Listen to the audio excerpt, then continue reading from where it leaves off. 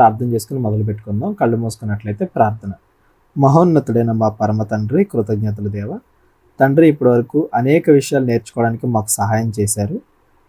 మరిన్ని విషయాలు మేము చదువుకొనబోచుండగా మంచి ఆలోచనలు దయచేయమని, మంచి మాటలు దయచేయమని, మీ చిత్తానుసారంగా ముందుకు నడిపించమని క్రీస్తు వారి పేరిట ప్రార్థన అడిగి వేడుకుంటున్నాం తండ్రి, ఆమేన్. అందరికీ వందనాలండి. ఇప్పటి వరకు మనం అపోస్తుల కార్యాలు 1వ అధ్యాయం నుండి 11వ అధ్యాయం వరకు చదివాం. యేసు ప్రభు వారు చనిపోయి తిరిగి లేచిన తర్వాత ఆయన కొద్ది దినాలు శిష్యులతోటి ఎలా గడిపాడు, ఆయన పరలోకానికి వెళ్ళిపోయిన తర్వాత పరిశుద్ధాత్మని ఎలా పంపించాడు, ఆ పరిశుద్ధాత్మ ద్వారా అపోస్తులు శిష్యులు ఎన్ని కార్యాలు చేశారు, అనేక మందికి సువార్తను ఎలా ప్రకటించారు, ఆ మార్గంలో స్టెఫన్ లాంటి వాళ్ళు దేవుని కోసం ఎలా చనిపోయారు, అలాగే వాళ్ళని చంపాలి అని ఉద్దేశించిన, చాలామందిని హింసించిన సౌలు లాంటి వాళ్ళు ఎలా మారారు, ఇలాంటి విషయాలన్నీ కూడా అపోస్తుల కార్యాలు 11 అధ్యాయాల వరకు కూడా మనం చూసాం. శిష్యులు అన్ని దేశాలకి వెళ్తూ సువార్త ప్రకటిస్తూ ఉన్న క్రమంలో ఏం జరిగింది అనేది ఈ 12వ అధ్యాయం నుండి మనం కంటిన్యూ చేసుకుంటూ వెళ్దాం. అపోస్తుల కార్యాలు 12వ అధ్యాయం 1వ వచనం. దాదాపు అదే కాలమందు రాజైన హేరోదు సంఘపు వారిలో కొందరిని బాధపెట్టుటకు బలాత్కారముగా పట్టుకొని యోహాను సహోదరుడైన యాకోబును ఖడ్గముతో చంపించెను. ఇక్కడ యోహాను సహోదరుడైన యాకోబు అంటే 12 మంది శిష్యులు, అంటే అపోస్తుల్లో ఒకడు.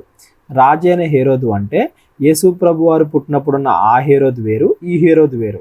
యేసు ప్రభు వారు పుట్టినప్పుడున్న హేరోదికి మనవడు లాంటి వాడు అనేది మనం ఇక్కడ గుర్తుపెట్టుకోవాల్సిన విషయం. 3వ వచనం. ఇది యూదులకు ఇష్టమైన కార్యమని తెలుసుకొని పేతురును కూడా పట్టుకొనెను. ఆల్రెడీ మనం స్టెఫన్ యొక్క మరణాన్ని చూసాం.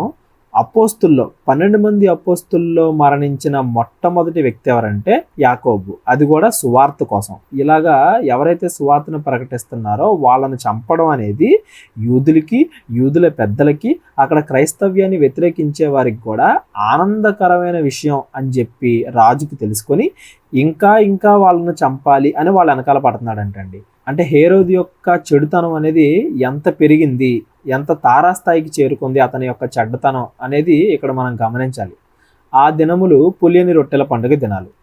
అతనిని పట్టుకొని, ఎవరిని? పేతుర్ని. ఆల్రెడీ యాకోబుని చంపించేశాడు.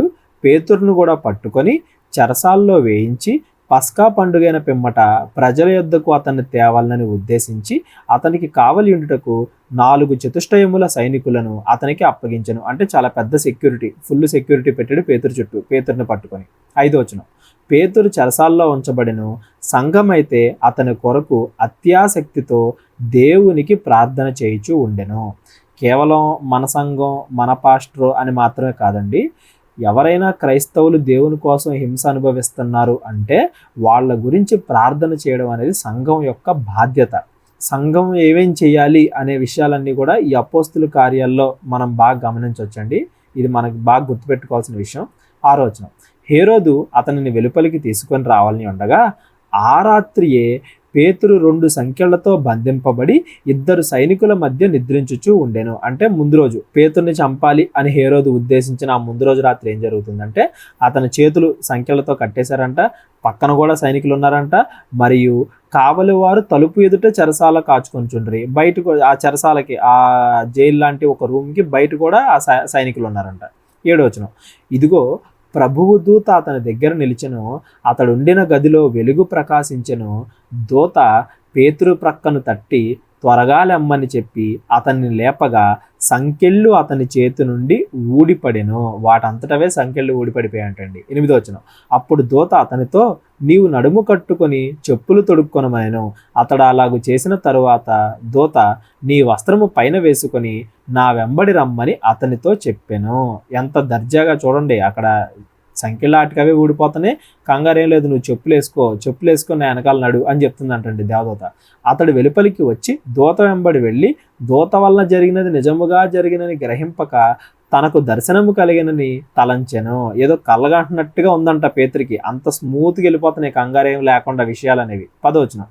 మొదటి కావలిని 2వ కావలిని దాటి పట్టణమునకు పోవు ఇనుప గవ్యద్దకు వచ్చినప్పుడు దానంతటా అదే వారికి తెరుచుకొనెను. వారు బయలుదేరి ఒక వీధి దాటిన వెంటనే దూత అతనిని విడిచిపోయెను. లోపల 2 సైనికులు ఉన్నారు, గది బయట సైనికులు ఉన్నారు, అందరూ సైనికులు అంటే మూసిన తలుపులు మూసినట్టే ఉన్నాయి, సెక్యూరిటీ గార్డ్స్ సెక్యూరిటీ లాగానే ఉన్నారు, లోపల మనిషి మాయమైపోయాడు. దేవదూత అంత సింపుల్గా పేతురుని చెరసాల నుండి రప్పించిందంట బయటికి. 11వ వచనం, పేతురుకు తెలివి వచ్చి ప్రభువు తన దూతను పంపి హేరోదు చేతిలో నుండి యూదులను ప్రజలు నాకు చేయనుద్దేశించిన వాటన్నింటి నుండి నన్ను తప్పించి ఉన్నాడని ఇప్పుడు నాకు నిజముగా తెలియనని అనుకొనెను. అప్పుడు పేతురు ఫుల్గా తెలివి వచ్చి ఇదేం కల కాదు, నిజంగానే జరిగింది, దేవుడు నన్ను విడిపించాడు అని అప్పుడు గుర్తించాడంట. అప్పుడు దాకా అంత స్మూత్గా జరిగాయి అనమాట పనులు. 12వ వచనం, ఇట్లు ఆలోచించుకొని అతడు మార్కు అను మారు పేరు గల యోహాను తల్లి అయిన మరియ ఇంటికి వచ్చెను. ఈ మార్కు అనే పేరు బాగా గుర్తుపెట్టుకోండి. సువార్త పుస్తకాల్లో మార్కు సువార్త అని మనం చదువుకుంటాం కదా, అది రాసింది ఇతనే అనేది క్రైస్తవుల యొక్క విశ్వాసం. మార్కు అను మారు పేరు గల యోహాను తల్లి అయిన మరియ ఇంటికి వచ్చెను. అక్కడ అనేకులు కూడి ప్రార్థన చేయుచూ ఉండిరి. ఆల్రెడీ లోపల వీళ్ళు పేతురు గురించి ప్రార్థన చేస్తున్నారు. ఎందుకు? పేతురుని రాజు పట్టుకొని చంపాలని చూస్తున్నాడు కాబట్టి. వాళ్ళ ఇంటి బయటికే పేతురు వచ్చాడు. ఏం జరిగింది తర్వాత? 13వ వచనం, అతడు తలవాకిటి తలుపు తట్టుచుండగా రోదే అను ఒక చిన్నది ఆలకించుటకు వచ్చెను. బయట ఉండి తలుపు కొడుతున్నాడంట, రోదే అనే ఒక చిన్నపిల్ల వచ్చింది. 14వ వచనం, ఆమె పేతురు స్వరము గుర్తుపట్టి సంతోషము చేత తలుపు తీయక లోపలికి పరిగెత్తుకుని పోయి పేతురు తలుపు దగ్గర నిలుచున్నాడని తెలిపాను. ఆమెకి ఎంత ఆనందం వచ్చేసిందంటే తలుపు తీయడం కూడా మర్చిపోయిందంట. అంత ఆనందంతో వెళ్ళి లోపల అందరికీ చెప్పింది. 15వ వచనం, అందుకు వారు నీవు పిచ్చిదానివనిరి, అయితే తాను చెప్పినది నిజమే అని ఆమె దృఢముగా చెప్పినప్పుడు వారు అతని దూత అనిరి. అంటే ఫస్ట్ ఏమో నువ్వేమో అర్థం చెప్తున్నావు అనుకున్నారు, ఆమె నిజంగానే చెప్తుంది అని వీళ్ళకి నమ్మకం కలిగేసరికి లేదు ఎయిదర్ పేతురు ఎవరినన్నా పంపించుంటాడు పేతురు బదులుగా అని అనుకున్నారు. 16వ వచనం, పేతురు ఇంకనూ తట్టుచున్నందున వారు తలుపు తీసి అతన్ని చూసి విభ్రాంతి నొందిరి. ఎందుకు అంత విభ్రాంతి నొందారు వాళ్ళు? ఆల్రెడీ యాకోబు చనిపోయాడు అపోస్తుల్లో ఒకడు, పేతురు కూడా చనిపోతాడు అని వాళ్ళు ఫిక్స్ అయిపోయారు, అంత అనుకున్నారు. సడన్గా పేతురు గారిని దేవుడు విడిపించేసరికి ఆశ్చర్యపోయారు. 17వ వచనం, అతడు ఊరకుండుమని వారికి సైగ చేసి ప్రభువు తన్ను చెరసాలను నుండి ఎలాగూ తీసుకొని వచ్చనో వారికి వివరించి యాకోబును సహోదరులకును ఈ సంగతులు తెలియజేయడని చెప్పి బయలుదేరి వేరొక చోటికి వెళ్ళాను. ఈ యాకోబు వేరు, ఆల్రెడీ పైన చనిపోయిన యాకోబు వేరు. పైన చనిపోయింది అపోస్తుల్లో ఒకడైన 12 మంది అపోస్తుల్లో ఒకడైన యేసు ప్రభు వారి శిష్యుడైన యాకోబు. ఈ యాకోబు ఎవరంటే చాలామంది క్రైస్తవుల విశ్వాసం ప్రకారం మరియా యోసేపు, యేసు ప్రభు వారి యొక్క తల్లి మరియా ఉంది కదా, ఆవిడికి యోసేపుకి యేసు ప్రభు వారి తర్వాత పుట్టిన సంతానంలో ఒకడు. ఒక రకంగా చెప్పాలంటే యేసు ప్రభు వారికి తమ్ముడు అని మనం చెప్పుకోవచ్చు. యేసు ప్రభు వారికి ఈ యాకోబుకి తేడా ఏంటి? యేసు ప్రభు కన్యక్కి పుట్టాడు. ఈ యాకోబు లేకపోతే యేసు ప్రభు తర్వాత పుట్టిన వాళ్ళు యోసేపుకి మరియకి, వాళ్ళిద్దరు సంసారం వల్ల పుట్టిన వాళ్ళు మిగతా వాళ్ళు. అది యేసు ప్రభు వారికి మిగతా వాళ్ళకి తేడా, అది మనం గుర్తుపెట్టుకోవాలి. ఈ యాకోబుకును మిగతా సహోదరులకు కూడా ఈ సంగతులు చెప్పండి అని చెప్పి వేరే చోటికి బయలుదేరి వెళ్ళాడు. ఇక్కడ కొంతమందికి ఇంకో డౌట్ కూడా రావచ్చు, ఎందుకని అపోస్తుల్లో ఒకడైన యాకోబుని దేవుడు మరణం నుంచి విడిపించలేదు? యాకోబు చనిపోయాడు కదా హేరోదు వల్ల, మరి పేతురుని మాత్రం ఎందుకు విడిపించాడు అని చెప్పి కొంతమందికి డౌట్ వచ్చే ఇది కూడా ఉందండి. ఇక్కడ విషయం వల్ల ఏంటంటే ప్రతి మనిషికి ఒక్కొక్క పని ఉంటుంది. నా సామర్థ్యాన్ని బట్టి, నా ఆలోచనను బట్టి దేవుడు నాకు ఏర్పరిచిన పని వేరు ఉంటుంది. మీ సామర్థ్యాన్ని బట్టి, మీ యొక్క ఆలోచనను బట్టి దేవుడు మీకు ఏర్పరిచిన పని వేరే ఉంటుంది. నాకు ఏర్పరిచిన పని మొత్తం నేను కంప్లీట్ చేసేంత వరకు దేవుడు నాకు ఆయుష్ ఇస్తాడు. అలాగే మీరు దేవుడి కోసం చేయాల్సిన పనులు, మీ వల్ల జరగాల్సిన పనులన్నీ కంప్లీట్ అయ్యేంత వరకు దేవుడు మీకు కూడా ఆయుష్ ఇస్తాడు. ఎప్పుడైతే భూమి మీద మనం చేయాల్సిన పనులు ముగుస్తాయో, లేదా మనకి దేవుడిచ్చిన అవకాశాలన్నీ కోల్పోయి మన పాపాలు ఎక్కువైపోతాయో, అప్పుడు మాత్రమే మనకి మరణం వస్తుంది. అది మనం గుర్తుపెట్టుకోవాలి. మనం చేయాల్సిన ఇంకా మంచి పనులు ఉన్నాయా, అప్పుడు వరకు దేవుడు మనకు ఆయుష్నిస్తాడు. ఆల్రెడీ దేవుడు మనకి ఇచ్చిన అవకాశాలన్నీ కోల్పోయి ఎన్నిసార్లు గద్దించినా వినని వాడిలాగా తప్పుల మీద తప్పులు చేసుకుంటూ వెళ్తున్నావా అంటే మన పాపాలు కూడా నిండిపోయాయా, అప్పుడు కూడా మరణం వస్తుంది. ఇది గుర్తుపెట్టుకోండి. మరణం అనేది ఎప్పుడు వస్తుంది? ఒకటి, మనం చేయాల్సిన మంచి పనులన్నీ కంప్లీట్ అయిపోయినప్పుడు, లేదా దేవుడు మనకిచ్చిన అవకాశాలన్నీ కోల్పోయి ఇంకా ఈడు ఎన్ని చెప్పినా మారడు అని మన పాపాల సంఖ్య ముగిసినప్పుడు, ఈ రెండప్పుడు మనకే మరణం వస్తుంది. ఇది గుర్తుపెట్టుకోండి. ఇంకా పేతురు చేయాల్సిన అనేక కార్యాలు ఉన్నాయి కాబట్టి పేతురుని దేవుడు విడిపించాడు. ఇది ఎవరి సామర్థ్యాన్ని బట్టి వాళ్ళకి వేరువేరుగా ఉంటుంది. నాది సామర్థ్యం వేరుగా ఉంటుంది, మీ సామర్థ్యం వేరుగా ఉంటుంది, ఇంకొకరి సామర్థ్యం వేరుగా ఉంటుంది. ఒక్కొక్కళ్ళ పని ఒక్కొక్కలాగా ఉంటుంది. దేవుడు అది మన నేచర్ని బట్టి, మన ఆలోచనను బట్టి, మన సామర్థ్యాన్ని బట్టి మనకిస్తాడు దేవుడు. లేకపోతే 18వ వచనం, తెల్లవారగానే పేతురు ఏమాయనో అని సైనికుల్లో కలిగిన గలిబిలి ఇంత అంతా కాదు. అంటే సైనికులు నైట్ అంతా డ్యూటీ చేశారు, కాపలా ఉన్నారు, అయినా కానీ పొద్దున్న లేసేసరికి పేతురు మాయమైపోయాడు. వాళ్ళు ఎంత గలిబిలి అయిపోయారో. 19వ వచనం, హేరోదు అతని కోసం వెతికినప్పుడు అతడు కనబడనందున కావలి వారిని విమర్శించి వారిని చంపనాజ్ఞాపించెను. ఎంత కోపం వచ్చేసిందో చూడండి హేరోదుకి. అటు తర్వాత హేరోదు యోదయ నుండి కైజరకు వెళ్ళి అక్కడ నివసించెను. 20వ వచనం, తూరీయుల మీదను సీదోనీయుల మీదను అతనికి అత్యాగ్రహము కలిగినందున వారు ఏక మనసుతో రాజునొద్దకు వచ్చి అంతఃపురమునకు పై విచారణకర్తయగు బ్లాస్తును తమ పక్షముగా చేసుకొని సమాధాన పడవలనని వేడుకొనిరి. అంటే ఈ హేరోదికి ఆ తూరీయులు సిదోనీయులు అనే 2 గ్రూప్స్ మీద బాగా కోపం ఉంది అనేది మనకి ఇక్కడ అర్థమవుతుంది. వాళ్ళేంటి, ఈయన మీద డిపెండ్ అయ్యి ఉన్నారు. మేబీ ఈయన రాజు కదా, ఈయన దగ్గర నుండి ఏమన్నా ఆహారం వస్తుందని, వాళ్ళ దగ్గర ఏమన్నా పంటలు పండకో లేకపోతే సైనికులు ఏదోటి, మొత్తానికి రాజుతోటి అవసరం ఉంది. రాజు కరుణిస్తేనే కానీ వీళ్ళు మంచిగా బ్రతకలేని పరిస్థితి. మొత్తానికి వాళ్ళ పక్షంగా ఈ బ్లాస్తు అనే ఒక అతన్ని తీసుకొచ్చి ఈ హేరోద్తో మాట్లాడిస్తున్నారు. ఎందుకనగా రాజు యొక్క దేశంలో నుండి వారికి గ్రాసము వచ్చుచుండెను. అంటే తినడానికి ఫుడ్ ఎక్కడ నుండి వస్తుంది, ఈ రాజు దగ్గర నుండి వస్తుంది. అందుకని రాజు దగ్గరికి బతిలాడడానికి వచ్చారు. రాజుకేమో వీళ్ళంటే కోపం. 21వ వచనం, నియమింపబడిన దినమందు హేరోదు రాజవస్త్రములు ధరించుకొని, అంటే మంచిగా రెడీ అయ్యి న్యాయపీఠం మీద కూర్చుండి వారి ఎదుట ఉపన్యాసము చేయగా జనులు ఇది దైవస్వరమే కాని మానవ స్వరము కాదని కేకలు వేసిరి. అతడు దేవుని మహిమపరచనందున వెంటనే ప్రభువు దూత అతన్ని మొత్తెను గనుక పురుగులు పడి ప్రాణము విడిచెను. కాన్సెప్ట్ ఏంటంటేనండి, దేవుడు మనుషుల్ని క్రియేట్ చేస్తే మనుషులు వాళ్ళ అవసరం కోసం అనేక మంది నకిలీ దేవుళ్ళని క్రియేట్ చేశారు. ఇప్పుడు కొంతమందిని చూస్తూ ఉంటాం మనం, సినిమా హీరోలని దేవుళ్ళుగా కొలుస్తూ ఉంటారు, రాజకీయ నాయకుల్ని దేవుళ్ళుగా కొలుస్తూ ఉంటారు. అంటే ఏంటి, వీళ్ళ అవసరం కోసమో వీళ్ళ ఎంటర్టైన్మెంట్ కోసమో ఎవరినో ఒకళ్ళని దేవుడు చేసేస్తారు. క్రికెటర్లను కూడా దేవుడిని చేసేస్తూ ఉంటారు. జనాలు దేవుళ్ళని పిలుస్తున్నారు కదా అని వాళ్ళకి వాళ్ళే దేవుళ్ళుగా ఫీల్ అయిపోయారు అనుకోండి, పరిస్థితులు ఎంత దారుణంగా ఉంటాయి. దేవుడి స్థాయిని మనం తీసుకుంటే, దేవుడు పంచభూతాలని క్రియేట్ చేసినోడండి. ఆ పంచభూతాలు లేకపోతే నిమిషం 2 నిమిషాలు కూడా బతకలేని మనకి, ప్రపంచాన్ని క్రియేట్ చేసిన దేవుడికి తేడా లేదా? ఆ దేవుడి యొక్క స్థాయిని తీసుకుని గర్వించి ఇంకా నేనే దేవుణ్ణి అన్న స్థాయికి ఈ హేరోదు వెళ్ళిపోయాడు. పాపాలన్నీ ఇందాక చెప్పాను కదా, మరణం ఎప్పుడు వస్తుందంటే మనం చేయాల్సిన పాపాలన్నీ కంప్లీట్ అయిపోయినప్పుడు, లేదా మనం చేయాల్సిన మంచి పనులన్నీ కంప్లీట్ అయిపోయినప్పుడు. ఇక్కడ హేరోద్కి ఏంటి, ఆల్రెడీ దేవుడు చాలా అవకాశాలు ఇచ్చేశాడు. ఎన్నిసార్లు గద్దించినా విననివాడు మరి తిరిగి లేకుండా హఠాత్తుగా మరణిస్తాడు అన్నట్టు ఇక్కడ ఈ టైంకి హేరోదు యొక్క పాపాలన్నీ ముగిసిపోయినాయి. దేవుడిచ్చిన చివరి అవకాశం కూడా అయిపోయింది. కాబట్టి దేవుని మహిమపరచనందున, అంటే దాని ఉద్దేశం ఏంటి, కేవలం ఎక్కడొక్క చోటే దేవుని పొగడలేదని కాదు, అక్కడ శిష్యుల్ని చంపడం అవ్వచ్చు, ముందు చేసిన అనేక పాపకార్యాలు అవ్వచ్చు, దేవుడు అతనికి ఇచ్చిన అవకాశాలన్నీ కోల్పోయినందున, దేవుణ్ణి దేవుడిగా గుర్తించనందున, తానే దేవుడు అని గర్వపడినందున అని దాని అర్థం. వెంటనే ప్రభుదూత అతని మొత్తెను కనుక పురుగులు పడి ప్రాణము విడిచెను. దేవుని వాక్యము ప్రబలమై వ్యాపించుచుండెను. 2 పక్కన రాశారు చూడండి. ఓ పక్కన దేవుడి న్యాయము ఉంటుంది, ఇంకో పక్కన దేవుని తీర్పు ఉంటుంది. సువార్త మన దగ్గరికి వస్తుంది, లేదా మనం వేరే వాళ్ళకి సువార్త ప్రకటిస్తున్నాము అంటే అది దేవుని ప్రేమ. మనం మారాలి, తప్పులు ఇంకా మానేయాలి అని మనల్ని మార్చేది సువార్త. ఎంత చెప్పినా మనం వినకపోతే దేవుడిచ్చే తీర్పు, శిక్ష.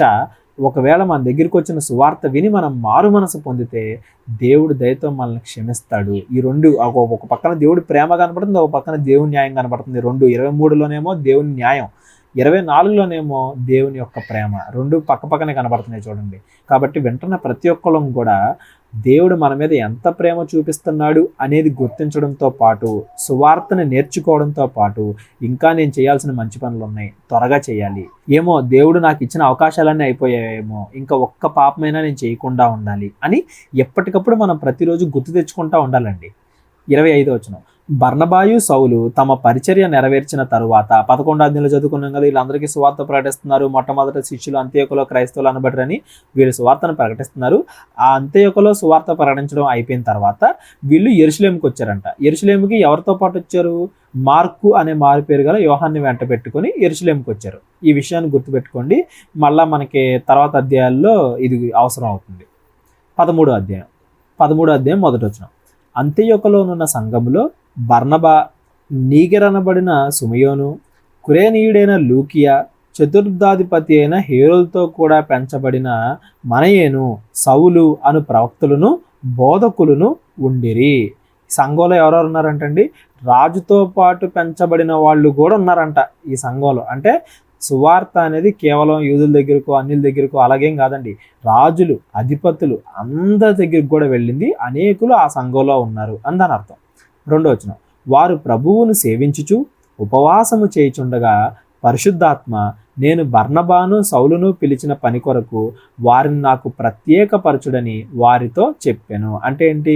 సంఘంలో పనులు అనేవి డివైడ్ అవుతున్నాయి. మిగతా వాళ్ళందరి పని వేరు, సౌలు బర్నబా యొక్క పని వేరంట. వీళ్ళిద్దరిని కూడా ప్రత్యేకపరచుడని వారితో చెప్పాను. అంతట వారు ఉపవాసం ఉండి ప్రార్థన చేసి వారి మీద చేతులుంచి వారిని పంపిరి. సంఘంలో ఎవరికైనా కానీ వేరు ఆలోచనలు వచ్చినప్పుడు, ఇప్పుడు పరిశుద్ధాత్మ వల్ల నాకు ఇలా చేయాలి సువార్త అని నాకు వేరే ఆలోచన రావచ్చు. చేసేది మంచి పనే అన్నప్పుడు ఒకళ్ళనొకళ్ళు ఎంకరేజ్ చేసుకోవాలి. ఏదో భేదాభిప్రాయాలు పెట్టుకోకుండా ఒకళ్ళే బోధించాలి ఇంకొకళ్ళు ఎప్పుడు వింటానే ఉండాలి అన్నట్టుగా కాకుండా, ఆత్మ మనకి ఇచ్చే ఆ ఆలోచనను బట్టి ఒకళ్ళనొకళ్ళు గౌరవించుకోవాలి. 3వ వచనం. అంతటా వారు ఉపవాసం ఉండి ప్రార్థన చేసి వారి మీద చేతులుంచి వారిని పంపిరి.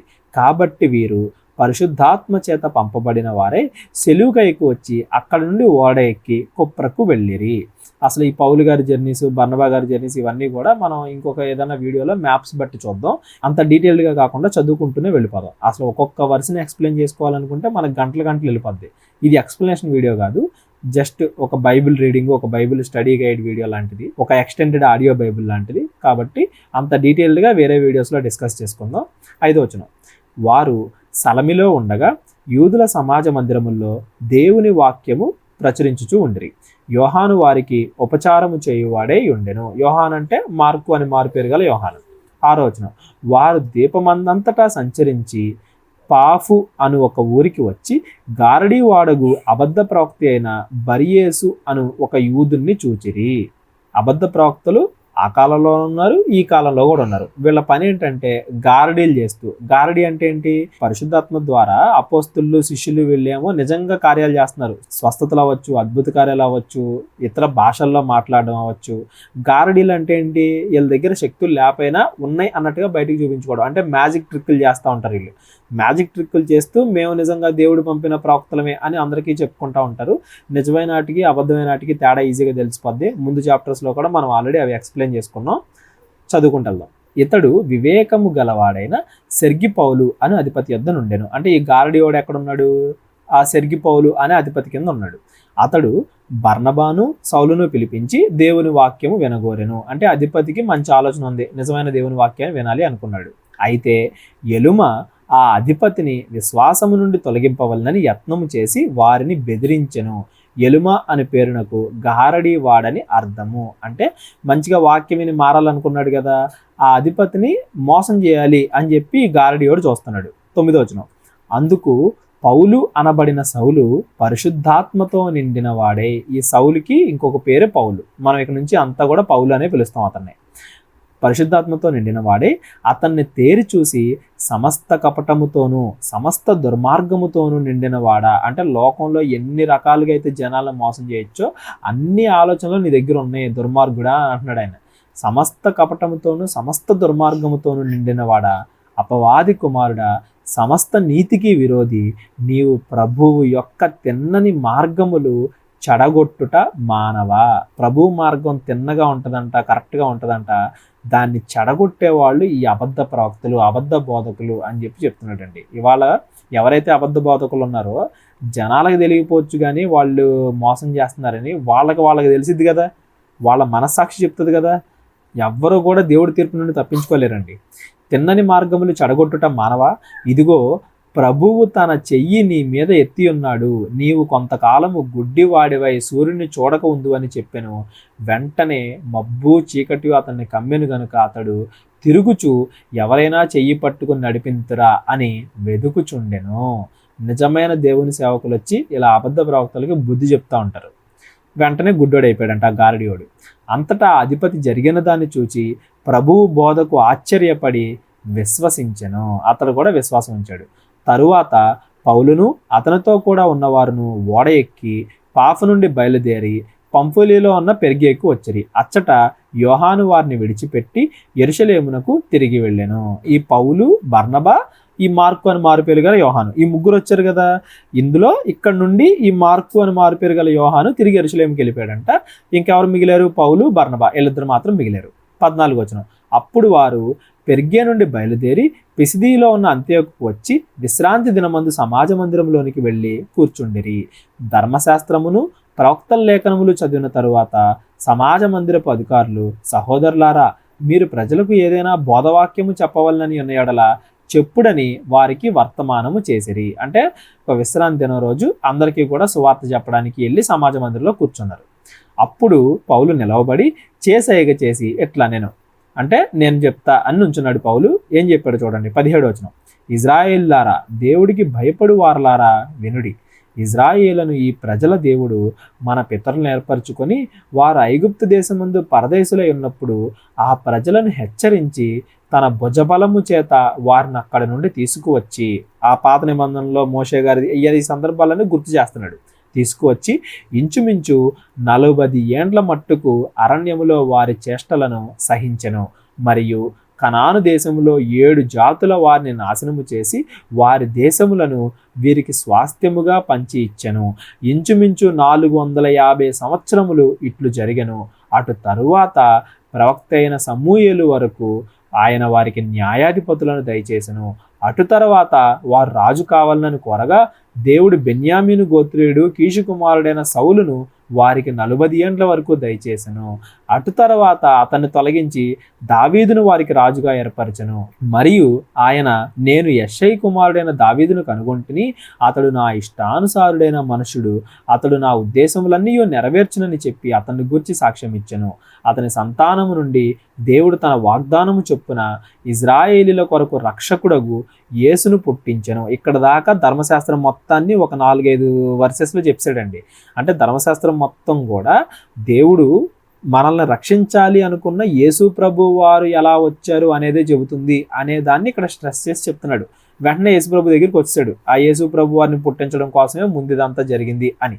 24 వచనం. ఆయన రాకముందు యోహాను ఇజ్రాయేల్ ప్రజలందరికీ మారు మనస్సు విషయమైన బాప్తిసం ప్రకటించుచూ ఉండెను.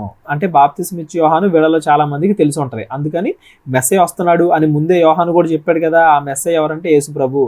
పాత నిబంధన అంతా కూడా ఆయన గురించే చెప్పబడింది అని చెప్తున్నాడు. 25వ వచనం.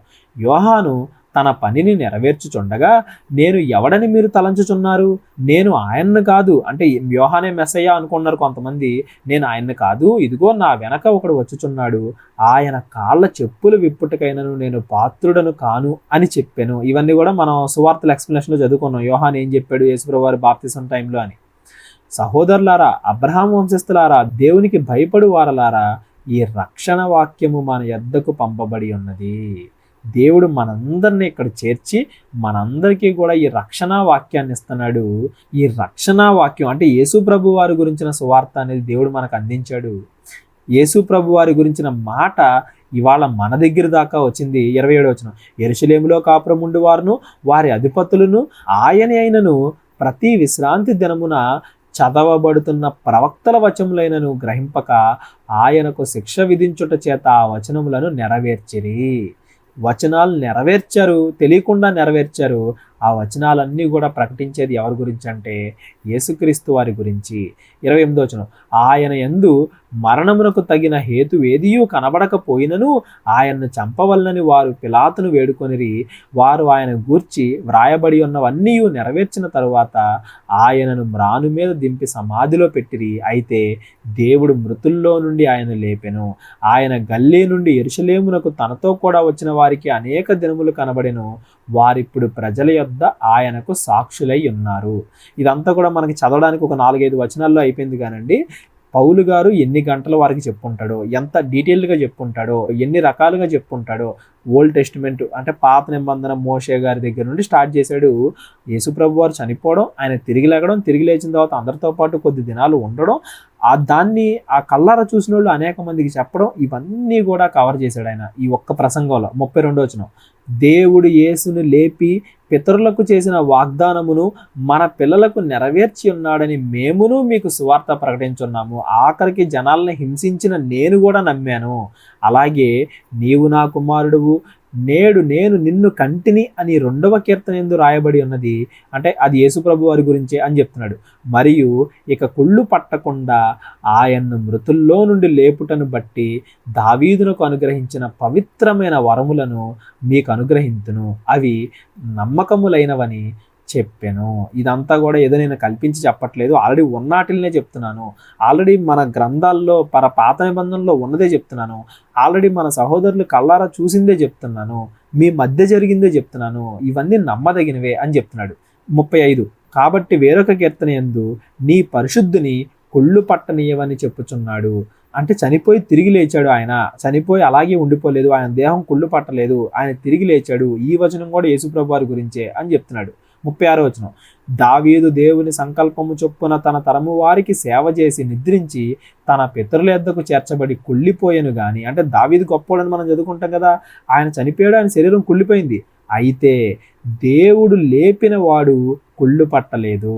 అంటే యేసు ప్రభు వారు నిజమైన దేవుడు, చనిపోయి తిరిగి లేచాడు. ఆయన మిగతా వాళ్ళందరిలాగా కాదు, దావీదులాగా మోషేలాగా మిగతా వాళ్ళందరిలాగా కాదు, చనిపోయి తిరిగి లేచిన వాడు, అంటే నిజమైన దేవుడు. 38, కాబట్టి సహోదరులారా, మీకు ఈయన ద్వారానే పాప క్షమాపణ ప్రచురమగుచున్నదనియు. చనిపోయి తిరిగి లెగిస్తేనే పాప క్షమాపణ జరుగుతుందా అంటే అవునండి. ఎందుకంటే పాపం వల్ల వచ్చేది మరణం. ఆ మరణాన్ని జయించగలిగిన వాడే పాపం నుండి కూడా మనల్ని విడిపించగలడు. ఇది మనం గుర్తుపెట్టుకోవాలి. కాబట్టి సహోదరులారా, మీకు ఈయన ద్వారానే పాప క్షమాపణ ప్రచురమగుచున్నదనియు, మీరు మోషే ధర్మశాస్త్రం వలన ఏ విషయములలో నీతిమంతులుగా తీర్చబడలేకపోతిరో ఆ విషయములన్నింటిలో విశ్వసించు ప్రతి వాడును ఈయన వలనే నీతిమంతుడిగా తీర్చబడునని మీకు తెలియగాక. పాత నిబంధనకి ఎక్స్టెన్షన్, అంటే దాన్ని ఇంకా ఇప్పుడు మనం మత్తయి సువార్త యేసు ప్రభు వారు కొండ మీద ప్రసంగం చదివేటప్పుడు చూసాం. పాత నిబంధన ఎలా ఉంది, నేను మీకు ఇలా చెప్తున్నాను, పాత నిబంధన ఎలా ఉంది, నేను మీకు ఇలా చెప్తున్నాను అని చాలా విషయాలు చెప్తాడు ఆయన.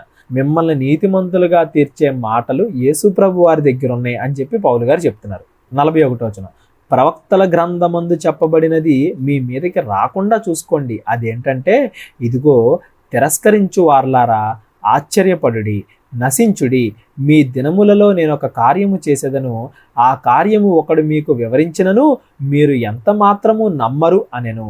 వారు సమాజ మందిరములో నుండి వెలుచుండగా ఈ మాటలు మరుసటి విశ్రాంతి దినమున తమతో చెప్పవలనని జనులు వేడుకొనిరి. అంటే ఒకటేసారి సువార్త అంతా చెప్పాడు. ఈ సువార్త వినని వారు, దేవుడి యొక్క సువార్త మీ దగ్గరికి వచ్చినా మీరు తిరస్కరిస్తే మీకు పాపక్షమాపణ దొరకదు, కాబట్టి మీరు నరకానికి వెళ్ళిపోతారు అని హెచ్చరించడం కూడా అయిపోయింది పౌలు గారి ప్రసంగంలో. సువార్త అయిపోయింది, ఆ సువార్త వినపోతే ఏమవుద్దని కూడా చెప్పాడు. వాళ్ళు ఆ మాటలకు ఆశ్చర్యపడి మరుసటి విశ్రాంతి దినం కూడా మాకు ఇంకా మాటలు చెప్పు అని చెప్పి ఆయన వేడుకున్నారంట. తమతో చెప్పవలనని జనులు వేడుకుంటారు. సమాజ మందిరములోని వారు లేచిన తరువాత అనేకులు యూదులను భక్తిపరులైన యోధమత ప్రవిష్టులను పౌలును బర్నబాను వెంబడించిరి. వీరు వారితో మాట్లాడుచు దేవుని కృపయందు నిలకడగా ఉండవాలని వారిని హెచ్చరించిరి. అంటే అనేక మంది మారారు, అనేక మంది దేవుని నమ్మారు, వాళ్ళ మనసు మార్చుకున్నారు అని చెప్తున్నాడు. 44వ వచనం, మరుసటి విశ్రాంతి దినమున దాదాపుగా ఆ పట్టణం అంతయు దేవుని వాక్యం వినుటకు కూడి వచ్చెను. ఆల్రెడీ కొంతమంది విన్నారు కదా, వీళ్ళు వెళ్ళి మిగతా వాళ్ళని కూడా తీసుకొచ్చారు. దాదాపుగా పట్టణం అంతా వచ్చిందంట దేవుని వాక్యం వినటానికి. యూదులు జనసమూహములను చూచి మత్సరముతో నిండుకొని దూషించుచు పౌలు చెప్పు వాటికి అడ్డము చెప్పిరి. యేసుప్రభు వారి దగ్గర కూడా అంతే కదా, ఈ యూదులు, యోధ పెద్దలు, రాజులు, హేరోదు, వీళ్ళందరూ బాధ ఏంటి, జనాలందరూ వీళ్ళ దగ్గరికి వెళ్ళిపోతున్నారు, వీళ్ళు నాయకులు అయిపోతారేమో అని వీళ్ళ బాధ, ద్వేషం. కానీ నిజానికి స్వార్థ చెప్పే వాళ్ళకి నాయకుడు అవ్వాలి అనేది ఉండదండి. ఎందుకంటే యేసుప్రభు వారు ఏం చెప్పారు, ఎవడైతే హెచ్చించబడాలో, ఎవడైతే అధికారిగా ఉండాలని కోరుకుంటున్నాడో వాడు అందరికంటే ఎక్కువ పనిచేయాలి, అందరికంటే ఎక్కువ సేవ చేయాలి. ఎవరైతే సువార్త ప్రకటిస్తున్నారో వాళ్ళు ఎప్పుడు కూడా అందరికీ సేవ చేయాలని చూస్తారు, కానీ అందరిపైన నాయకులుగా ఉండాలి, అధిపతులుగా ఉండాలి, మమ్మల్ని అందరూ కూడా గొప్పగా చూడాలనే ఈర్ష ఉండదండి. అది గుర్తించక ఈ యూదులు అప్పుడు యేసుప్రభు వారిని, అక్కడ పాత నిబంధనలో ఉన్న అనేక మంది ప్రవక్తల్ని, ఇక్కడ శిష్యుల్ని, ఇప్పుడు పౌలు బర్నబాని వీళ్ళందరినీ కూడా ద్వేషిస్తున్నారు. ఎందుకంటే జనాలందరూ కూడా వీళ్ళ దగ్గరికి వెళ్తున్నారని. ఆ మాటలకు అడ్డం చెప్తూ మధ్య మధ్యలో వాళ్ళని డిస్టర్బ్ కూడా చేస్తున్నారంట. పౌలు చెప్పిన వాటికి అడ్డము చెప్పిరి. అప్పుడు పౌలును బర్నబాను ధైర్యముగా ఇట్లనరి, దేవుని వాక్యము మొదట మీకు చెప్పుట అవశ్యమే, అయినను మీరు దాన్ని త్రోసివేసి మిమ్మును మీరే నిత్య జీవమునకు అపాత్రులుగా చేసుకొనుచున్నారు. మనల్ని ఎవరు కూడా నరకానికి పంపరండి. మనకు మనమే కావాలి, మాకు అదే కావాలి, మాకు పరలోకం వద్దు, నిత్య జీవం వద్దు, మాకు నరకమే కావాలని మనమే వెళ్తాం. ఎవరైతే దేవుని వాక్యం వినరో వాళ్ళ గురించి చెప్తున్న మాట అది. దేవుడు ఒకరిని పరలోకానికి నరకానికి పంపడండి. ఆ అవకాశం మనకి ఇచ్చేసాడు. మనం చూస్ చేసుకుంటాం, నేను నరకానికి వెళ్ళాలా, నేను పరలోకం వెళ్ళాలా అని. మన మీద ఆధారపడి ఉంటుంది అది. మిమ్మును మీరే నిత్య జీవమునకు అపాత్రులుగా చేసుకొనిచున్నారు గనుక ఇదిగో మేము అన్యుల యొద్దకు వెళ్ళుచున్నాము. ఆల్రెడీ యూదులు మీరు, ఆల్రెడీ పాత నిబంధన అంతా మీకు రాశాడు యేసుప్రభుని నేను పంపిస్తున్నాను అని. అయినా కానీ మీరు యేసుప్రభుని నమ్మలేదు కదా. మీరు నమ్మకపోతే ఇలాగే ఉంటే నరకానికి వెళ్ళిపోతారు. ఇక మేము అన్యులకి ప్రకటించడానికి వెళ్తున్నాము అని చెప్తున్నాడు. ఏలయనగా నీవు భూదిగంతముల వరకు రక్షణార్థముగా ఉండినట్లు నిన్ను అన్యజనులకు వెలుగుగా ఉంచి ఉన్నాను అని ప్రభువు మాకు ఆజ్ఞాపించననిరి. దూత వీళ్ళిద్దరిని సెపరేట్ చేసుకుంది కదా. మిగతా వాళ్ళందరి పని ఏంటి? అక్కడున్న యూదులకి, సమరయులకి వాళ్ళకి వాక్యం చెప్పడం. ఈ పౌలు బర్నబా పని ఏంటి? అన్యులకి, ఎవరైతే ఆ దేవుడి గురించి, అసలు పాత నిబంధనలో కూడా దేవుడి గురించి ఎవరికి ఐడియా లేదో వాళ్ళకి దేవుడి గురించి చెప్పడం అనేది పౌలు బర్నబాని దేవుడు ఏర్పరచుకున్న పని అని చెప్తున్నాడు. 48వ వచనం, అన్యజనులు ఈ మాట విని సంతోషించి దేవుని వాక్యమును మహిమపరచిరి, మరియు నిత్య జీవమునకు నిర్ణయింపబడిన వారందరూ విశ్వసించిరి. అన్యుల్లో అనేక మంది మారారంట. ఇక్కడ నుండి అన్యుల్లో అనేక మంది దేవుడిని నమ్మడం. ఆల్రెడీ మనం కొర్నేలు దగ్గర చూసాం. అక్కడన్నా పేతురు అనుకోకుండా అన్యులకి సువార్త ప్రకటించాడు. అనుకోకుండా వాళ్ళ మీదకి పరిశుద్ధాత్మ దిగింది. ఇక్కడ నుండి అన్యులకి సువార్త అనేది ఇంకా వేగంగా వ్యాపిస్తుందండి పౌలు బర్నబా ద్వారా. చాలా మంది అనుకుంటారు దేవుడు అన్యులకు అన్యాయం చేశాడు, కేవలం ఇజ్రాయేలీల్ని మాత్రం గొప్పగా చూసుకున్నాడు అని అంటారండి. పాత నిబంధనలో ఇజ్రాయేలీల చరిత్ర ఎక్కువ రాసింది దేనికంటే యేసు ప్రభు వారి యొక్క రాకడను సూచించడానికి, యేసు ప్రభు వారి గురించి చెప్పడానికి. అంతేగాని ఆయన అన్యుల్ని అవ్వచ్చు, ఇజ్రాయెల్ని అవ్వచ్చు, వాళ్ళందరినీ కూడా ఎలా తీర్పు తీర్చాడు, అసలు అన్యుల్ని ఏమైనా పూర్తిగా వదిలేశాడా, అన్యులందరూ నరకం, ఇజ్రాయేల్ అందరూ పరలోకం అన్నట్టుగా ఏమైనా చెప్పాడా ఏంటి, ఇవన్నీ కూడా పాత నిబంధన చదివితే మనకు అర్థమైపోద్ది. దేవుడు అన్యులకి ఎక్కడ కూడా అన్యాయం చేయలేదు. ఫస్ట్ నుంచి కూడా వాళ్ళను కూడా బాగానే చూసుకుంటూ వస్తున్నాడు. ఎవరైతే నిజంగా మారు మనసు పొందుతారో, ఎవరైతే నిజమైన మనసుతో దేవుడిని ఎదుగుతారో వాళ్ళందరినీ కూడా దేవుడు పాత నిబంధన నుంచి కూడా కనిపెట్టుకునే ఉన్నాడు. కేవలం ఇజ్రాయేల్ మాత్రమే నా పిల్లలు అనేది దేవుడు ఉండలేదు అనేది పాత నిబంధన చదివితే మనకు అర్థమవుద్ది. చదవకపోతే మనం ఊహించుకుంటాం. దీని తర్వాత ఈ అపోస్తల కార్యాలు అయిపోయిన తర్వాత మనం రోమిలికి రాసిన పత్రిక కూడా చదువుకుందాం. అక్కడ కూడా మనకి ఇంకా బాగా అర్థమవుతుంది దేవుడు అసలు పాత నిబంధనలో అన్యుల్ని ఎలా తీర్పు తెచ్చాడు, వాళ్ళు దేవుడి దగ్గరికి ఎలా చేరారు. పాత నిబంధనలోనే, కొత్త నిబంధన కాదు. కొత్త నిబంధన ఏంటి, ఇంకా అందరికీ ఒకటేసారి తెలిసిపోయింది. ఒరే అందరూ ఒకటేరా బాబు, యూదుడని లేదు, గ్రీసు దేశస్తుడని లేదు, అన్యుడని లేదు, అందరూ కూడా సంఘంలో ఒకటే అని కొత్త నిబంధన వచ్చేసరికి ఇంకా గట్టిగా చెప్పించాడు దేవుడి శిష్యుల ద్వారా. అందుకని అన్యుల దగ్గరికి కూడా సువార్త వెళ్ళటం అనేది అపోస్తల కార్యాల దగ్గర నుండి మనం బాగా గమనించవచ్చు. ఒక రకంగా మన పితరులు, మన వంశస్థులు, మన దేశస్థులు అన్యులుగా ఉన్నప్పుడు కూడా మనం ఇవాళ దేవుని నమ్ముకోగలిగాము అంటే ఇక్కడే పడ్డాయి పునాదులు. అన్యులకి సువార్త ప్రకటించడం. అన్యజనులు ఈ మాట విని సంతోషించి దేవుని మహింపరిచిరి, మరియు నిత్య జీవమునకు నిర్ణయింపబడిన వారందరూ విశ్వసించిరి. ఎవరైతే నిజంగా మంచి హృదయంతో ఉంటారో వాళ్ళ దగ్గరికి దేవుడే తన భక్తుల్ని పంపించి మరీ వాళ్ళకి వాక్యం చెప్పిస్తాడండి. నిర్ణయింపబడిన వారు అన్నది చూడండి, అంటే ముందుగానే ఎంచుకున్నాడు మన దేవుడు, మన దగ్గరికి వాక్యం చెప్పే వాళ్ళని పంపించాడు. వారందరూ విశ్వసించిరి. ప్రభువు వాక్యము ఆ ప్రదేశం అంతటా వ్యాపించెను గాని యూదులు భక్తి మర్యాదలు గల స్త్రీలను, ఆ పట్టణపు ప్రముఖులను లేపి పౌలునకు బర్నబాకును హింస కలుగజేసి వారిని తమ ప్రాంతముల నుండి వెళ్ళగొట్టిరి. అధికార దాహం, అధికారం కోసం జనాలందరూ వీళ్ళ దగ్గరికి వెళ్ళిపోతున్నారు అన్న కుళ్ళుతోటి వాళ్ళని ఆ పట్టణాల నుండి తరిమేశారంట.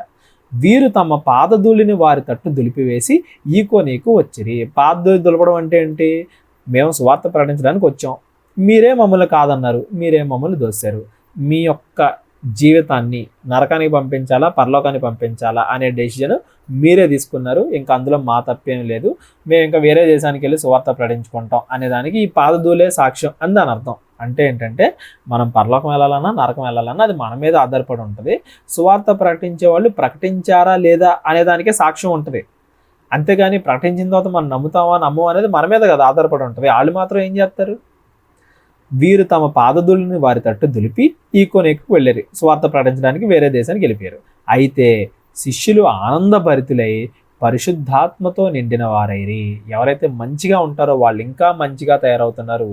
ఎవరైతే దేవుణ్ణి వ్యతిరేకిస్తారో వాళ్ళు ఇంకా నరకానికి దగ్గర అవుతున్నారు అందని అర్థం. 14వ అధ్యాయం ఈకోనియలో జరిగినదేమనగా, అంటే ఈకోనీకి వచ్చేసారు కదా పౌలు బర్నబా. ఈకోనియలో జరిగినదేమనగా, వారు కూడి యూదుల సమాజ మందిరములో ప్రవేశించి తేటగా బోధించినందున అనేకులు యూదులను గ్రీసు దేశస్థులను విశ్వసించిరి. అనేక మంది మనసులను ఈ ఈకోనియ అనే ప్రాంతంలో కూడా పౌలు బర్నబా మారుస్తూ ఉన్నారు. అయితే అవిధేయులైన యూదులు అన్యజనులను పురికొలిపి వారి మనసులో సహోదరుల మీద పగ పుట్టించిరి. ఇక్కడ కూడా అంతేనండి. యూదులు అధికార దాహంతో ఏం చేశారంట, ఈసారి ఎవరిని లేపారు? అన్యుల్ని లేపారు. అంటే ఏంటి? లేనివి ఉన్నవి అన్నీ కలిపి చెప్పేసి వాళ్ళ మీద వీళ్ళకి కోపాన్ని బాగా పెంచారు. కాబట్టి వారు ప్రభువును ఆనుకొని ధైర్యముగా మాట్లాడుచు అక్కడ బహుకాలము గడిపిరి. ఇంకా శ్రమ ఎంత ఎక్కువ అవుతున్నా వీళ్ళు ఇంకా ధైర్యంగా అక్కడ చాలా వాక్యం చెప్తున్నారంట. ప్రభువు వారి చేత సూచక క్రియలను అద్భుత కార్యములను చేయించి తన కృపా వాక్యమునకు సాక్ష్యం ఇచ్చుచుండెను. దేవుడు ఎప్పుడు కూడా ఈ సూచక్రియలు అద్భుత కార్యాలు వాళ్ళ చేత చేయిస్తూ నేనే వీళ్ళని నడిపిస్తున్నాను అని సాక్ష్యంగా నిలబడుతున్నాడంట. ఆ పట్టణపు జనసమూహములలో భేదములు పుట్టగా కొందరు యూదుల పక్షముగాను కొందరు అపోస్తలుల పక్షముగాను ఉండిరి. మరియు అన్యజనులను యూదులను తమ అధికారులతో కలిసి వారి మీద పడి వారిని అవమానపరిచి రాళ్ళు రువ్వి చంపవలనని ఉండిరి. ఇంకా డైరెక్ట్గా చంపేద్దామనే వీళ్ళ పాపం, వీళ్ళ యొక్క చెడుతనం అనేది ఎంత తారాస్థాయికి వెళ్ళిపోయిందో చూడండి. వారు ఆ సంగతి తెలుసుకొని లొకయోనియలోని పట్టణములకు లుస్త్రకును దెర్బెకును చుట్టుపక్కల ప్రదేశములకు పారిపోయి అక్కడ సువార్త ప్రకటించుచూ ఉండిరి. ఇక్కడ నుంచి వేరే ప్రాంతాలకు వెళ్ళిపోయి మళ్ళీ అక్కడ సువార్త ప్రకటిస్తూ ఉన్నారు. ఇక్కడ చూడండి, ఎవరైతే నోటితో సమాధానం చెప్పలేరో, మనం వాక్యం చెప్తున్నప్పుడు ఇది తప్పు అని మనకి నిరూపించలేరో వాళ్ళు హింసకు పాల్పడతారండి. మన దగ్గర దేవుడి వాక్యం ఉంది కాబట్టి బలంగా మనం మాట్లాడగలుగుతాం. అలా మాట్లాడలేని వేరే మతస్థులు, లేదా మనకి మాటలతో సమాధానం చెప్పలేని, ఏం మాట్లాడాలో తెలియక పళ్ళు కొరుక్కుంటూ ఉంటారు చూసారా, అలాంటి వాళ్ళు, మత పిచ్చి పట్టిన వాళ్ళు ఏం చేస్తారంటే హింసకు పాల్పడతారు. హింసని ప్రేరేపించే ఎవరైనా సరే నరకానికే వెళ్తారు. అది మాత్రం గుర్తుపెట్టుకోండి. 7వ వచనం, లుస్త్రలో బలహీన పాదములు గల ఒకడుండెను. అతడు పుట్టినది మొదలుకొని కుంటివాడై ఎన్నడూను నడవలేక కూర్చుని ఉండువాడు. అతడు పౌలు మాటలాడుట వినెను. అతని వైపు తేరిచూచి స్వస్థత పొందుటకు అతనికి విశ్వాసం ఉండెనని గ్రహించి నీ పాదములు మోపి సరిగా నిలువమని బిగ్గరగా చెప్పినప్పుడు అతడు గంతులు వేసి నడవసాగెను. జనసమూహములు పౌలు చేసిన దాన్ని చూసి లొకయోనియ భాషలో దేవతలు మనుష్య రూపము తాల్చి మన యొద్దకు దిగివచ్చి ఉన్నారని కేకలు వేసిరి. మనం ఆల్రెడీ 12వ అధ్యాయంలో చదివాం. వీళ్ళ మధ్య స్వస్థకార్యం చేసేసరికి వీళ్ళందరూ ఏకంగా పౌలు బర్నబానే దేవుళ్ళు చేశారు. 12వ వచనం, బర్నబాకు ద్యుపతి అనియు పౌలు ముఖ్య ప్రసంగి అయినందున అతనికి హెర్మే అనియు పేరు పెట్టిరి. అంటే దేవుళ్ళు చేసేసి ఆ దేవుళ్ళకి పేర్లు కూడా వీళ్ళే పెట్టేశారు. పట్టణములకు ఎదురుగా ఉన్న ద్యుపతి యొక్క పూజారి ఎడ్లను పూదండలను ద్వారం యొద్దకు తీసుకువచ్చి సమూహంతో కలిసి బలి అర్పింపవలనని ఉండెను. ఇంకా బళ్ళు కూడా అర్పించేద్దామని కూడా రెడీ అయిపోయారంట. అపోస్తులైన బర్నబాయు పౌలియు ఈ సంగతి విని, అంటే వీళ్ళు పక్కన సువార్త ప్రకటిస్తున్నారు, ప్రసంగం చెప్తా ఉన్నారు, దేవుడి మాటలు చెప్తా ఉన్నారు, ఇంకో పక్కన వీళ్ళని దేవుళ్ళు చేసేసి కొత్త దేవుళ్ళ పేర్లు పెట్టేసి బళ్ళు కూడా ఇద్దామని ఆ పక్కన వాళ్ళు రెడీ అయిపోయారు. ఇదంతా వీళ్ళు తెలుసుకొని తమ వస్త్రములు చించుకొని జనసమూహములోకి చొరబడి, అయ్యా మీరెందుకు ఇలాగూ చేయుచున్నారు? మేము కూడా మీ స్వభావం వంటి స్వభావం గల నరులమే కదా. మీరు ఈ వ్యర్థమైన వాటిని విడిచిపెట్టి ఆకాశమును భూమిని సముద్రమును వాటిలో ఉండు సమస్తమును సృజించిన జీవము గల దేవుని వైపు తిరగవలనని మీకు సువార్త ప్రకటించుచున్నాము. 12వ అధ్యాయంలో తానే దేవుడిగా చెప్పుకున్నాడు హేరోదు, చచ్చిపోయాడు. వీళ్ళకి దేవుడు అన్న బిరుదిస్తున్నా కానీ, ఒరే బాబు మమ్మల్ని దేవుళ్ళు చేయకండి, హేరోదు ఎలా చనిపోయాడో మీకు తెలీదా, మేము దేవుళ్ళం కాదు, మీలాంటి మనుషులమే, మనం ఈ ప్రకృతిని, ఆకాశాన్ని, భూమిని, ఈ విశ్వాన్ని క్రియేట్ చేయలేం, అసలు గాలి లేకపోతే 2 నిమిషాలు కూడా బతకలేం, అలాంటిది ఆకాశము, భూమి, సముద్రము, వాటిలో ఉండే సమస్తం అన్నింటినీ చేసిన జీవము గల దేవుడిని మేము ప్రకటిస్తూ ఉంటే అంత దేవుడు అనే బిరుదు తీసుకొచ్చి మాకు పెడతారేంటి మీరు? మనందరం కూడా నిజమైన దేవుడి వైపు తిరగాలి, ఆ దేవుడి వైపు తిరగాలి, ఆ దేవుడి గురించే మేము సువార్త ప్రకటిస్తున్నాము. 16వ వచనం, ఆయన గత కాలములో సమస్త జనులను తమ తమ మార్గములందు నడవనిచ్చెను, అయినను ఆయన ఆకాశం నుండి మీకు వర్షమును ఫలవంతమైన ఋతువులను దయచేయుచు ఆహారమును అనుగ్రహించుచు ఉల్లాసముతో మీ హృదయములను నింపుచు మేలు చేయుట చేత తన్ను గూర్చి సాక్ష్యము లేకుండా చేయలేదని బిగ్గరగా చెప్పిరి. ఒరే బాబు, పాతకాలంలో దేవుడు మీకు ఇష్టం వచ్చిన దేవుడిని మీరు పూజించుకోవడానికి మీకు అవకాశం ఇచ్చాడు దేవుడు. ఇప్పుడైతే తానే భూమి మీదకి వచ్చి నేనే దేవుణ్ణి అని చెప్పి మీ అందరినీ కూడా రక్షించడానికి మీ దగ్గరికి వచ్చాడు. మీరు పాతకాలంలో మీకు అలవాటైపోయిన ప్రొసీజర్లోనే ఇంకా మమ్మల్ని కూడా దేవుళ్ళు చేస్తారేంటి? దేవుడు పాతకాలంలో మీకు స్వేచ్ఛ ఇచ్చినా కానీ తానే దేవుడు అని వర్షం కురిపించడం, కాలానుగుణంగా ఋతువులు ఇవ్వడం, అంటే ఈ ప్రకృతిలో అనేక రుజువులు పెట్టాడు, మీరే గుర్తించలేదు. గుర్తించకుండా మీకు ఇష్టం వచ్చిన దేవుళ్ళను మీరు చేసుకుని పూజించారు. అయినా కానీ ఈ కాలమందు, పాతకాలంలో అలా చేశాడు, ఈ కాలమందు దేవుడే భూమి మీదకి వచ్చి మీకోసం, మీ పాపాల కోసం చచ్చిపోతే మీరు మళ్ళా మమ్మల్ని దేవుళ్ళు ఎందుకు చేస్తారు? నిజమైన దేవుణ్ణి గుర్తించండి. వారిలాగు చెప్పి తమకు బలి అర్పింపకుండా సమూహములను ఆపుట బహు ప్రయాసమాయను, అంటే మొత్తానికి ఆపారు. దేవుడు అనే బిరుదు వాళ్ళు తీసుకోలేదు చూడండి. అంటే దేవుడు అనే దానికి అంత ప్రాముఖ్యత ఉంది. ఇవాళ మనం చెట్టుని దేవుడు, పొట్టని దేవుడు, కాకిని దేవుడు, పిల్లిని దేవుడు, ఎలుకని దేవుడు ఇలా చేసేస్తున్నాం. దేవుడు అనే పదానికి అర్థం లేకుండా చేసేస్తున్నాం. ఆకాశం, మహా ఆకాశాలు సృష్టించిన వాడు దేవుడు. మొత్తానికి వాళ్ళని ఆపారు. బట్టలు చించుకునైనా కానీ మొత్తానికి వాళ్ళకి సువార్త ప్రకటించారు. 19వ వచనం, అంత్యోక నుండి ఇకోనియ నుండి యూదులు వచ్చి జనసమూహములను తమ పక్షముగా చేసుకొని పౌలు మీద రాళ్లు రువ్వి అతన్ని చనిపోయేనని అనుకొని పట్టణం వెలుపలికి అతన్ని ఈడ్చిరి. వీళ్ళేమో నిజంగా సువార్త ప్రకటిస్తుంటే, నాయకులుగా ఉండాలని కోరుకోకుండా దాసులుగా సేవ చేస్తుంటే వీళ్ళ మీద ఈర్ష్యతోటి మిగతా వాళ్ళందరినీ లేపి రాళ్లతో కొట్టి వీళ్ళు చచ్చిపోయారేమో అనుకుని, అంటే చచ్చిపోయేంతలాగా కొట్టారు, చచ్చిపోయారేమో అనుకుని ఈడ్చి ఊరవతల పడేశారు. అంటే ఎంత దారుణం కొట్టుంటారు. ఈ అపోస్తుల కార్యాల్లో దేవుడు సువార్త కోసం మరణించిన వాళ్ళు అనేక మంది ఉన్నారు, హింసింపబడిన వారు అనేక మంది ఉన్నారండి. విశ్రాంతి అనే పదానికి వెయిటేజ్ ఇప్పుడు వస్తుంది చూడండి. భూమి మీద ఏం కష్టపడ్డామని దేవుడు మనకి విశ్రాంతి ఇవ్వాలి? వీళ్ళు ఎంత కష్టపడ్డారు, ఎన్ని శ్రమలు కోర్చారు, వారికి విశ్రాంతి, పరలోకం ఇవ్వడం న్యాయం. మనం ఏం కష్టపడుతున్నాం దేవుడి కోసం మనకి పరలోకం ఇవ్వడానికి? దేవుడి కోసం మనం కష్టపడాలి. ఒక సహోదరుడు నరకానికి వెళ్ళిపోతున్నాడేమో అని బాధపడి అతనికి సువార్త ప్రకటించి దేవుని దగ్గరికి తీసుకురావాలి. నిజంగా మనలో ఉన్న పాపాలన్నీ పోగొట్టుకోవడానికి మనం ప్రయత్నం చేయాలి. పాప స్వభావాన్ని కోల్పోయి మారు మనసు పొంది దేవుని యొక్క లక్షణాలని, దేవుడి యొక్క ఆలోచనని మన హృదయంలో నింపుకోవాలి. మంచి వైపు నడవాలి. అలా మారు మనసు పొందాలి.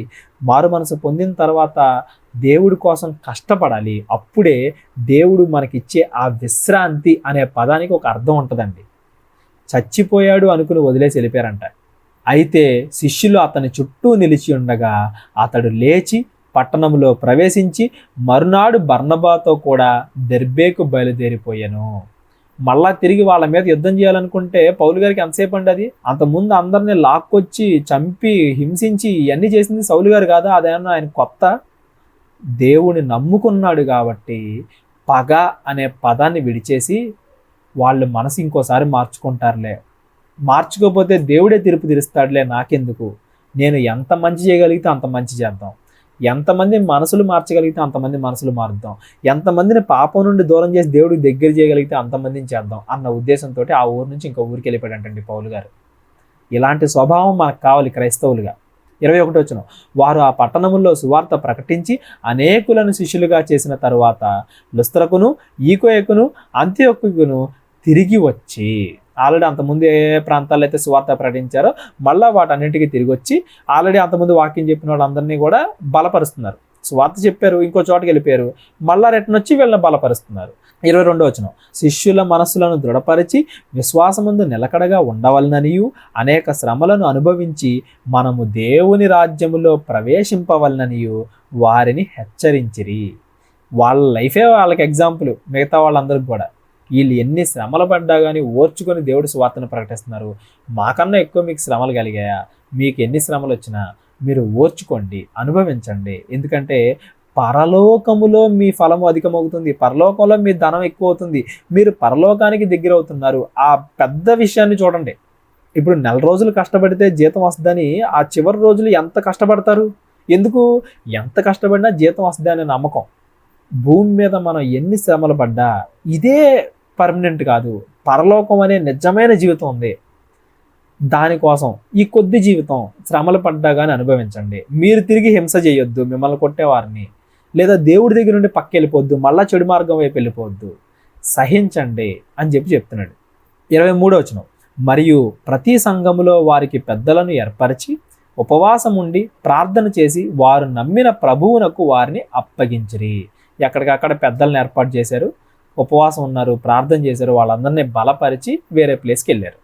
చూడండి, ఒక సంఘం బాగుండాలన్నా, దేవునిలో మనం ఉండాలన్నా బోధ, వాక్యం ఉండాలి, సహవాసం ఉండాలి. అంటే మనతో పాటు దేవుడిని నమ్ముకొని మనకి దేవుడి గురించి చెప్తూ, మనం వేరే వాళ్ళకి దేవుడి గురించి చెప్తూ, అలా మంచివారు సంఘములో ఉండేవారు, దేవుడిని నమ్ముకున్న వాళ్ళు మన చుట్టూ ఉండాలి, సహవాసం ఉండాలి, ప్రార్థన ఉండాలి, బల్ల అంటే ఎప్పటికప్పుడు దేవుని గుర్తెచ్చుకోవడం, బలి ఆరాధన, రొట్టె ద్రాక్షరసం అది ఉండాలి, ఉపవాసం ఉండాలి. ఇవన్నీ ఉంటేనే ఒక సంఘం, ఒక కుటుంబం, ఒక క్రైస్తవుడు దేవునిలో తను చనిపోయేంత వరకు కూడా నిలబడగలుగుతాడు. వీటిలో ఏ ఒక్కటి మిస్ అయిపోయినా మనం పరలోకానికి దూరం అయిపోతున్నాం, నరకానికి దగ్గర అయిపోతున్నాం అని దాని అర్థం. ఇవన్నీ ఉంటే పరలోకానికి దగ్గరికి వెళ్తున్నాం అని దాని అర్థం. ఏ మార్గంలో ఉన్నామో మనల్ని మనమే ప్రశ్నించుకోవాలి. 24వ వచనం, తరువాత పిసిదియ దేశం అంతటా సంచరించి పంపులేకు వచ్చిరి, మరియు పెర్గేలో వాక్యం బోధించి అత్తాలేకు దిగి వెళ్ళిరి. అంటే ఉన్న ప్లేస్లన్నీ మళ్ళీ కవర్ చేస్తున్నారు, మధ్య మధ్యలో కొన్ని కొత్త ప్లేస్లో కూడా వాక్యం చెప్తూ వెళ్తున్నారు. సువార్త ప్రకటించే వాళ్ళు చెప్పాల్సింది చెప్తారు. తర్వాత మారమా అనేది మన చేతుల్లోనే ఉంటుంది. అదే దేవునికి అప్పగించడం అంటే. 26వ వచనం, అక్కడి నుండి ఓడ ఎక్కి తాను నెరవేర్చిన పని నిమిత్తము దేవుడి కృపకు అప్పగింపబడిన వారై మొదట బయలుదేరిన అంత్యొక్కకు తిరిగి వెళ్ళిరి. మళ్ళా మొదట బయలుదేరిన అంత్యొక్కే వచ్చారు. వారు వచ్చి సంఘమును సమకూర్చి దేవుడు తమకు తోడయుండి చేసిన కార్యములన్నింటినీ అన్యజనులు విశ్వసించుటకు ఆయన ద్వారము తెరిచిన సంగతియు వివరించిరి. పిమ్మట వారు శిష్యుల యొద్ద బహుకాలము గడిపిరి. అంటే ఒక జర్నీ అయిపోయింది పౌలు గారిది, బర్నబా గారిది. ఈ జర్నీలో ఎన్ని అడ్వెంచర్స్ చేశారు, ఎంతగా దేవుడిని నమ్ముకున్నారు, ఎంతగా హింసింపబడ్డారు, ఎంతగా బలంగా నిలబడ్డారు, ఎంతమందిని పాపానికి దూరం చేశారు, దేవుడికి దగ్గర చేశారు, ఇవన్నీ కూడా సాటి సహోదరులతో పంచుకున్నారు, చాలా కాలం అక్కడ ఉన్నారు అని దాని అర్థం. తర్వాత ఏం జరిగింది, 15వ అధ్యాయం, ఇవన్నీ కూడా మనం నెక్స్ట్ వీడియోలో కంటిన్యూ చేసుకుందాం. కళ్ళు మూసుకున్నట్లయితే ప్రార్థన. మహోన్నతుడైన మా పరమ తండ్రి, కృతజ్ఞతల దేవ, అనేక విషయాలు మేము నేర్చుకోవడానికి మాకు సహాయం దయచేశారు తండ్రి. మరిన్ని విషయాలు మేము నేర్చుకోవడానికి మరొక సమయాన్ని మాకు దయచేయమని, అప్పటి వరకు మీ కాపుదల్లో మమ్మల్ని దాయమని, అపవాది ఆటంకాలు కలగకుండా మీ కృపచేత మీ రెక్కల కింద మమ్మల్ని దాచమని, మంచి ఆలోచనలు, మంచి మాటలు, మంచి పరిస్థితులు మా అందరికీ దయచేయమని కోరుకుంటూ క్రీస్తు వారి పేరిట ప్రార్థన అడిగి వేడుకుంటున్నాం తండ్రి. ఆమేన్. అందరికీ వందనాలండి. కేవలం అపోస్తుల కార్యాలు మాత్రమే కాకుండా మనం సువార్త పుస్తకాలు అవన్నీ కూడా ఎక్స్ప్లెయిన్ చేసి ఉన్నాం. 30 రోజుల్లో బైబిల్ నేర్చుకోవాలి అనే వీడియోస్ కూడా ఎక్స్ప్లెయిన్ చేసి ఉన్నాం. ఎవరైనా అవి వినకపోతే కనుక దయచేసి అవన్నీ కూడా వినండి. ఎవరైనా మీ ప్రార్థనల ద్వారా, కానుకల ద్వారా మమ్మల్ని ఏమైనా సపోర్ట్ చేద్దాము అనుకుంటే డిస్క్రిప్షన్లో మా లింక్స్ ఉంటాయండి. బైబిల్ డౌట్స్ ఏవైనా ఉన్నా కానీ మీరు అందరూ కూడా కాల్ చేసి మమ్మల్ని అడగొచ్చు. అందరికీ వందనాలు. మరో వీడియోలో కలుద్దాం.